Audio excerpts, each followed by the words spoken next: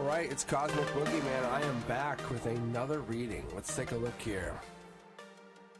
We are looking at the Empress. I see a little High Priestess energy up in here. Let's go in. I'll explain this as I go along. Alright, I am Cosmic Boogeyman, and welcome back to another deep dive into tarot. Today we're looking at the energy of the Empress. This ultimate symbol of fertility, abundance, creativity. She's embodiment of the Mother Earth. See how she's surrounded by all this plant life? But we're going to uncover the meanings, the layers, all of it. Visualize symbols, all of it. We're going to get deeper into this card. We're going to look at it. If you're first time joining me, welcome. And if you haven't been with me before, make sure you stay tuned because I'm going to come up with more videos, live content. I am always on this channel. This is my baby. All right, let's take a look. The Empress card, the number 3 in the tarot major arcana is it represents power. It represents substance even. And getting into that major connection, let's take a look here. She's often seen as the counterpart to the Emperor. Let's put that there. But the energy that we get from this is a lot. It's nature cycles, creative energy, unconditional love. She is the Mother Earth archetype. She has that us reminding us that we're all connected to nurturing and loving ourselves. The creation, the growth, the nurturing is there. As opposed to the Emperor, which we'll get into in the next video. The Empress is also about abundance. Not just the material sense, but in a creative, loving fertility of ideas. So this kind of spawns from that last card what we looked at in that last video. If you haven't seen it, take a look at the High Priestess video. But it's a key symbol that we're looking at because we're trying to make sense of this wonderful, wonderful Empress. So let's dig right in. Let's take a look here and see what we got. We have the Crown of Stars. We have the Crown of Stars starting us off. We have this amazing stars. I think it's 12 stars. It represents the connection to the celestial world. And there's 12 zodiac signs. And that's how I try to integrate both of them. How does this work? The stars are symbols of the cosmic influence. It's guidance. I've always been under. I think you've been too. The Empress draws your energy here. It's not just from Earth, but it's from the entire universe. This crown also links to that divine feminine, to representing the cycles of life, the power of creation across time. And you'll see here right prominently presenting in front of her feet is these wheat fields. You'll notice there's a golden wheat field. It symbolizes fertility, earth, the abundance, the material world. It's the understanding that we are under harvest, growth, and sustenance. We have this ability to kind of be a provider and nourish our bodies and our souls. It's that harvest, growth, and sustenance. We have to basically maintain those three. If you're not nourishing your body and your soul, there's a problem. There's something going on. So it's about the laws of abundance, and that's what this fields represent. Is we have that nurturing what we planted, and we'll reap those rewards. The pomegranates, again, making a big showing here on the Empress, is decorated on her. She has fertility, life. She has the creativity. She has the spiritual traditions. I also feel as though the sacred feminine is a cycle of birth, death, and rebirth. Looking at just as we would plant a crop. The Empress, for me, it reminds me to just nurture that cycle of creation. No, there's going to be ups, there will be downs, but it's going to go. We're going to keep going back and forth. Sometimes you might actually catch this in here a little bit. You might see a little edible friendly content on this. But yeah, you have this here. Right here you have in the back, if you look at these trees, it represents something a little different for some people. Depending on who the person is that you're reading. That could prominently pop out. Keep that in mind. The throne in nature, the Empress, it sits on a soft throne. It's so comfortable. Like you can see it. She's just relaxing in the natural landscape. She's looking at the trees, the flowers, and she's looking at that flowing water off in the distance. It's reminding us that we are nurturing and we're grounding our energy. We're grounding. How many of you guys like walking around barefoot in the summer? That would be grounding. But grounding your energy helps us understand that we are part of nature's cycle. We have to stay planted and we have to understand we're here.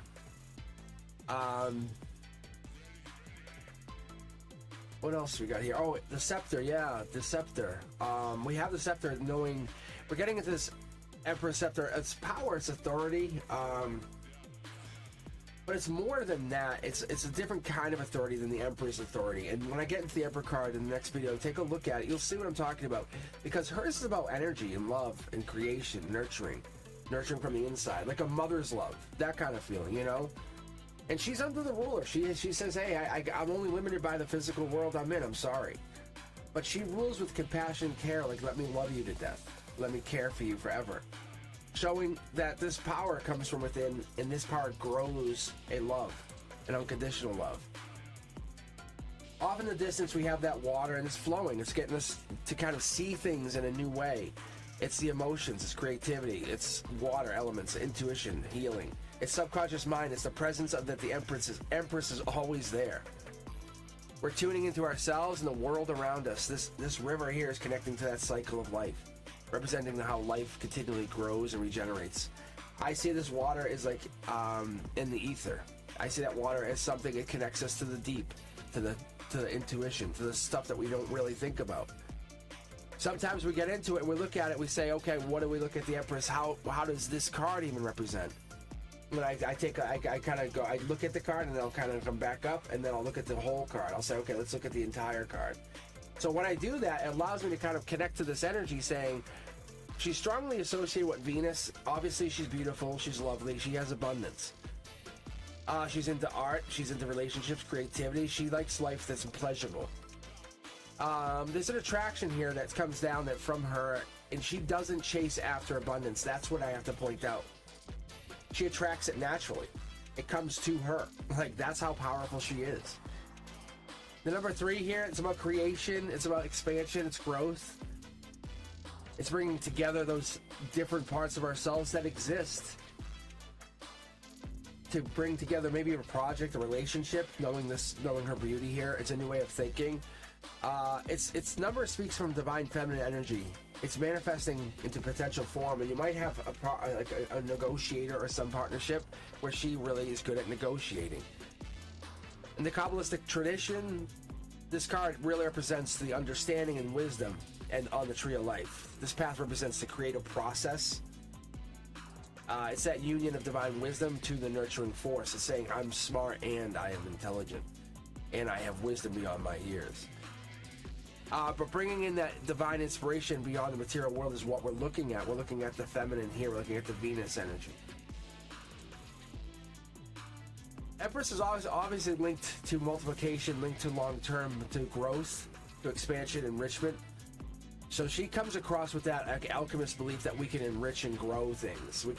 Anything is possible when you have the belief. And she wears her heart right here on her sleeve. She says, I am woman, hear me roar. The Empress represents the principle of vibration. You're in a good vibration. You have good vibes. Look at her. Does she get you mad? Or does she say, oh, I like her? Good vibes.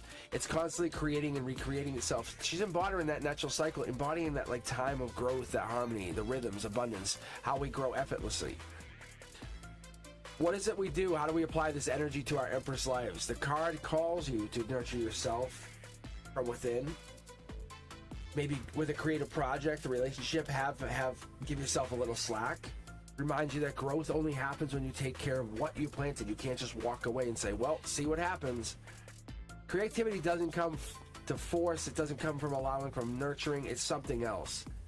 The abundance mentality that she brings in is not lack. She's focusing on growth. She's focusing on enriching people's lives. She wants to make their lives more rich. She's trying to enrich the situation beyond the years.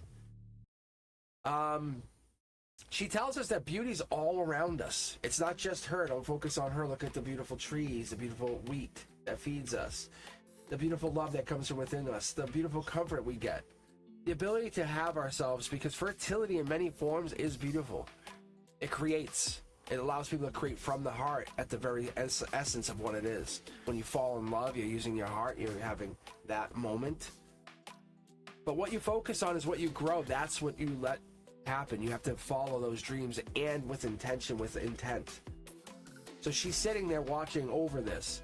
But your heart is the compass, and that's what she's telling us. We're getting into that mindset that you are the person here who has to grow. You're the person who has this something in the future that's leading into this next card that we're going to look at in just a moment. We're going to go into the abundant card, the creativity card, the nurturing card are all connected to this Empress.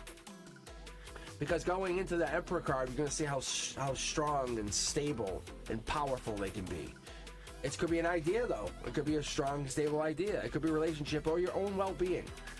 But follow those natural cycles of your life's abundance and let it happen.